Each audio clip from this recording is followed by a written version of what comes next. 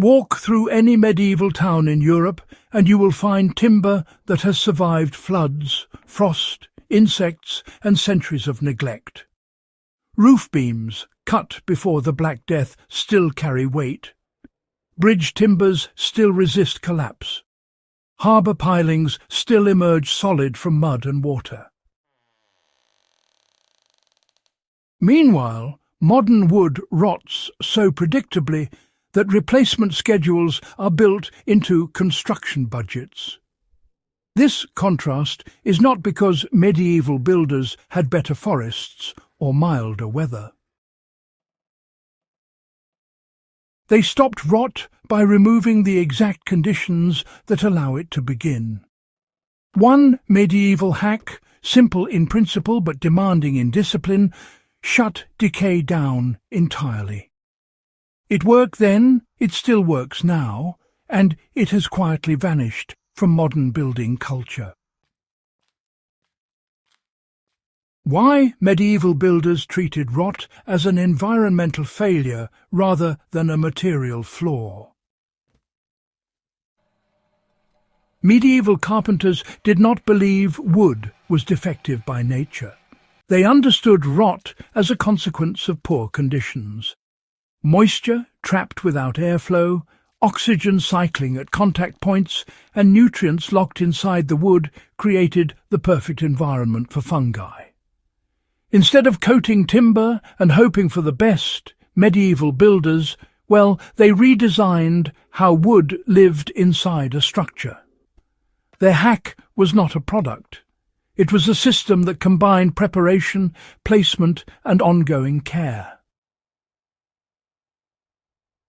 How winter felling removed decay before construction even began. The first step in stopping rot happened in the forest. Trees were felled in winter when sap content was lowest and insect activity minimal. Sap is rich in sugars that fungi feed on. By cutting during dormancy, medieval builders reduced the internal food supply for decay organisms. Dendrochronological studies confirm this seasonal practice across Europe. A modern builder applying this knowledge would source winter-felled timber or allow sap-rich wood to season until those nutrients diminish naturally. Why slow seasoning was the real rot barrier modern builders ignore. Fresh wood absorbs moisture rapidly and unevenly. Medieval builders avoided this by seasoning timber slowly, often for several years. Logs were left whole, stacked off the ground, and protected from direct sun and rain. This gradual drying stabilized the grain and reduced internal pathways that draw water inward. Modern kiln drying removes moisture quickly but traps sugars and creates microfractures that later collect water. Air seasoning lumber patiently remains one of the most effective rot prevention steps available today. You know, it's interesting how the medieval hack isolated wood from soil instead of fighting moisture directly. The most destructive environment for wood is, without a doubt, the soil line. Medieval builders, you know, they truly understood this principle and, they simply refused to place untreated timber directly into the earth.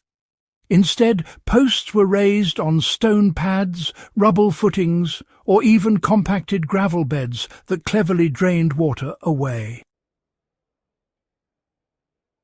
These days, modern builders often set posts in concrete, which unfortunately traps moisture against the wood and honestly accelerates decay. Elevating posts above grade, though, remains one of the most effective rot prevention measures ever devised. So, Why did controlled charring shut rot down right at its entry point? Well, this is the medieval hack that quite frankly is most often overlooked. The ends of posts and beams that faced moisture were deliberately charred. Now, this wasn't deep burning, but rather controlled exposure that carbonized just the surface. Charred wood repels water, discourages insects, and reduces oxygen penetration. It also hardens the surface against abrasion. A practical modern application involves lightly charring ground contact wood, brushing off loose carbon, and following with a penetrating oil treatment before installation. How pine tar replaced sealants by working with wood instead of against it. Medieval builders relied on pine tar, not as a surface coating, but as a penetrating preservative. Applied warm, pine tar soaked deep into the wood's fibres, filling capillaries that would otherwise draw in water. It inhibited fungal growth while remaining flexible across seasons. Why breathable construction mattered more than dryness. Medieval buildings were designed to breathe. Moisture that entered the structure could escape through gaps, permeable finishes, and natural materials. Modern construction often prioritizes airtightness at the expense of vapor movement, creating internal decay problems.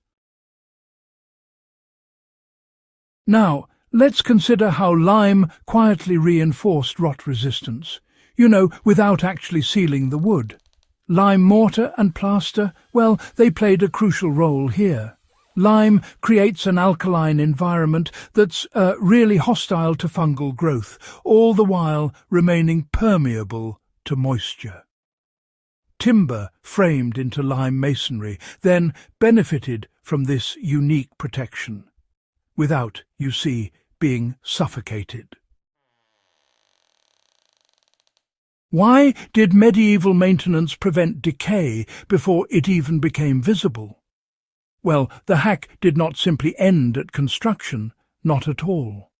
Medieval builders, they inspected structures regularly.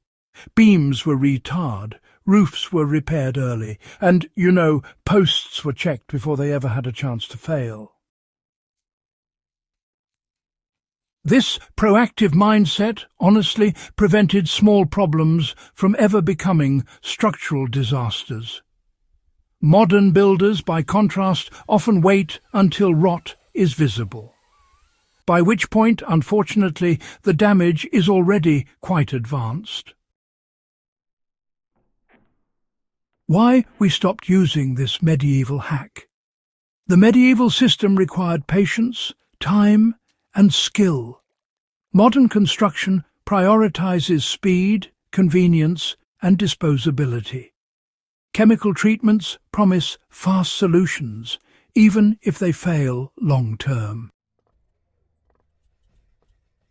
You see, the medieval hack worked because it treated wood as a long-term material, not just a temporary component. It's a subtle but important distinction, really. So, what does this knowledge offer us today? Well, this medieval hack stopped rot cold by quite simply removing its environment. Through winter felling, slow seasoning, isolation from soil, controlled charring, penetrating natural treatments, breathable construction, and regular maintenance, they created a complete system, one that's surprisingly relevant even now. Each element reinforced the others, Together they allowed wood to endure for centuries, which is rather remarkable if you think about it. If historically proven knowledge that still works matters to you, then, honestly, Subscribe to Ancient Know-How, share this guide with fellow history and survival enthusiasts, and help revive the building wisdom that modern construction, left behind.